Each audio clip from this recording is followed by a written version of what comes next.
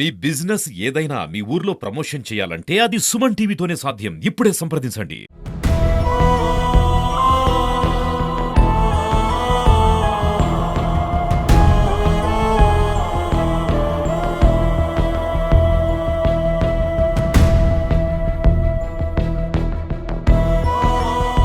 నమస్కారాలు. ఈరోజు ఉదయం ప్రముఖ క్రైస్తవ వక్త, డిబేటర్, మంచి ప్రసంగికులు రక్షణ టీవీ వేదికగా అనేకమైనటువంటి చర్చా వేదికలు నిర్వహించినటువంటి ప్రముఖ క్రైస్తవ ప్రసంగికులు, సేవకులు ప్రవీణ్ పగడాల గారు అనుమానాస్పదంగా మృతి చెందడం జరిగింది. సో ఉదయం ఎన్ని గంటలకు ఆయన చనిపోయారనేది మాకు తెలీదు. ఆయన దివాన్ చెరువు రోడ్డు పక్కన విగత జీవిగా పడున్నారు. ఆయన తల మీద బలమైన గాయాలు అయ్యాయి. పెదవులు కట్ చేసినట్టుగా ఏదో బలంగా ఒక దెబ్బ తగిలినట్టుగా ఉంది. సో అది హెల్మెట్ పెట్టుకుని కూడా అంత దారుణంగా ఎలా అయిపోయారనేది మాకు అర్థం కాలేదు.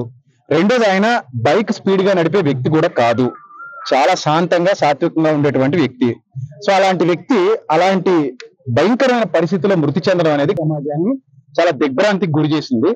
సో కాబట్టి దీని మీద సమగ్రమైన దర్యాప్తు జరిపించండి అని చెప్పేసి పోలీసు వారికి విజ్ఞప్తి చేయడం జరిగింది. ఇందాకనే పోలీసు వారు వచ్చారు. మొదట దాన్ని యాక్సిడెంట్ అని చెప్పారు మాకు. అది సరిగా చూస్తే అది యాక్సిడెంట్ లాగా అనిపించలేదు.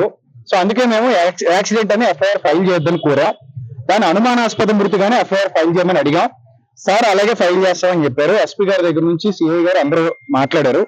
అలాగే ఫైల్ చేస్తామని చెప్పారు. మీడియా ముఖంగా మేము కోరుకునేది ఏంటంటే, ఈ రోజు పొద్దున కొంతమంది ఆయన మరణాన్ని బట్టి ఎవరు చంపేశారో అన్నట్టుగా కొన్ని పోస్టులు పెట్టారని మళ్ళీ డిలీట్ చేశారని విన్నాం.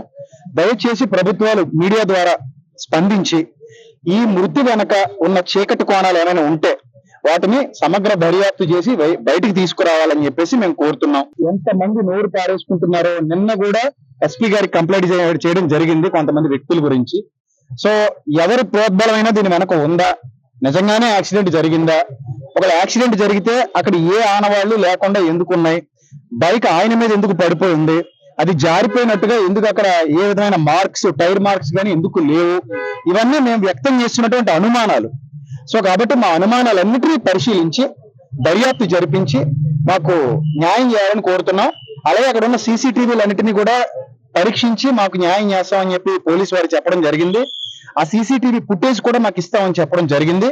సో దీని మీద కూడా వారు చక్కగా కూలంకషంగా దర్యాప్తు చేసి ఏ విధమైన ప్రలోభాలకి గురి కాకుండా మాకు మీడియా వారు, పోలీసు వారు అందరూ కూడా మాకు సహకరించాలని మనస్ఫూర్తిగా కోరుకుంటూ మాకు ఇది అని మీకు తెలియజెప్తున్నాం.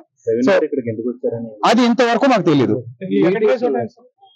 దివాన్ చెరువు దగ్గర ట్రేస్ అయిందండి. ఆయన ఎందుకు వచ్చారనేది ఇంకా తెలియదు.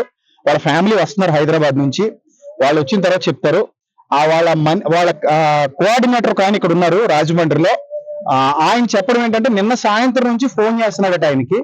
ఎన్నిసార్లు ఫోన్ చేసినా లిఫ్ట్ చేయలేదని చెప్పాడు. వాళ్ళిద్దరూ చాలా క్లోజ్. సో ఆ వ్యక్తి ఎన్నిసార్లు ఫోన్ చేసినా కూడా ప్రవీణ్ అన్న లిఫ్ట్ చేయలేదట. మరి నిన్ననే బయలుదేరారు, విజయవాడ నుంచి బయలుదేరారని విన్నామండి. అంటే ఆయన ఎప్పుడు బైక్ రైడ్ చేయరండి అసలు. యాక్చువల్లీ కార్ మీద, ఫ్లైట్ మీద జర్నీ చేస్తారు. సో మరి ఆయన ఎందుకు బైక్ మీద వచ్చారనేది కూడా మాకు అనుమానంగానే ఉంది. ఆ బైక్ ఆయన మీద ఎందుకు పడుకుని ఉంది అనేది మాకు అనుమానంగా ఉంది. ఆ ఫేస్ మీరు చూస్తే ఆశ్చర్యపోతారు. మీకు కొన్ని ఇమేజెస్ మా వాళ్ళు ఇస్తారు, ఇప్పుడు మీరు దయచేసి మీరు తీసుకోండి. ఆ ఫేస్ మీద ఏదో బలమైన రాడ్తో కొట్టినట్టుగా, ఒక బొగ్గ పక్కకి జరిగినట్టుగా అలా కనబడుతుందండి చూడడానికి. మరి యాక్సిడెంట్ లా మాకు అనిపించలేదు సార్. అది సార్ విషయం. ఈ రోజు రాజమండ్రిలో ప్రవీణ్ పగడాల గారు ఒక సాఫ్ట్వేర్ ఆఫీసులకు అధినేత, ఆయన అనుమానాస్పదంగా మృతి చెందారని మాకు తెలిసిన వెంటనే మేము రావడం జరిగిందండి. బాడీ మార్చిరీలో ఉంది. ఆ బాడీని చూసి, అలాగే అక్కడ యాక్సిడెంట్ జరిగిన విధానం చూస్తా ఉంటే కొన్ని అనుమానాలు అయితే ఖచ్చితంగా కలుగుతున్నాయి. దీని వెనక్కి ఏంటనేది వాస్తవాలు తెలియజేయాల్సిందిగా ఇక్కడ రాజమండ్రి ఎస్పీ గారిని, రాజమండ్రి పోలీసు వారిని రిక్వెస్ట్ చేస్తున్నాం. దీనికి సంబంధించి తెలుగుదేశం పార్టీ మేము లోకేష్ గారికి మెసేజ్ ఆల్రెడీ పంపించడం జరిగింది. రాజ్యసభ సభ్యులు సానా సతీష్ గారికి, అలాగే ఇక్కడ వాసు గారిని కూడా ఇప్పుడు ఆయన కలవడానికి వెళ్తున్నామండి. లోకల్ ఎమ్మెల్యే గారికి, రూరల్ ఎమ్మెల్యే గారికి కూడా చెప్తాం. ఎస్పీ గారిని కూడా కలుస్తాం. దీన్ని వెనుకున్నది ఇమీడియట్ గా వాస్తవాలు ఏంటో బయట తీసుకురావాల్సిందిగా, యాజ్ ఎర్లీ యాజ్ పాసిబుల్ బయట తీసుకురావాల్సిందిగా కోరుతున్నాం. ఎందుకంటే ఇది ఆలస్యం కొద్ది లేనిపోయిన అనుమానాలకు తావస్తుంది. ఇది చాలా సెన్సిటివ్ ఇష్యూ, మతాల విషయం అనేది. కాబట్టి దీని గురించి పోలీసు వారు ఇమ్మీడియట్ గా దీని మీద ఎంక్వైరీ మొదలుపెట్టి ఆ సీసీ ఫుటేజ్ పరిశీలిస్తారా, ఏవైతే మీ ఎంక్వైరీ విధానాలు ఉంటాయో అన్ని చేసి దీనికి కారణం ఏంటనేది మీరు బయట తీసుకురావాల్సిందిగా మిమ్మల్ని రిక్వెస్ట్ చేస్తున్నాం. అలాగే ఇప్పుడు ఆ యాక్సిడెంట్ స్పాట్ దగ్గరికి వెళ్తున్నామండి మేము. తర్వాత ఎస్పీ గారిని కూడా కలుసుకుంటాం. వారిని కూడా ఈ విషయం మీద కొంచెం త్వరగా చర్యలు చేపట్టమని రిక్వెస్ట్ చేయడం జరుగుతుంది.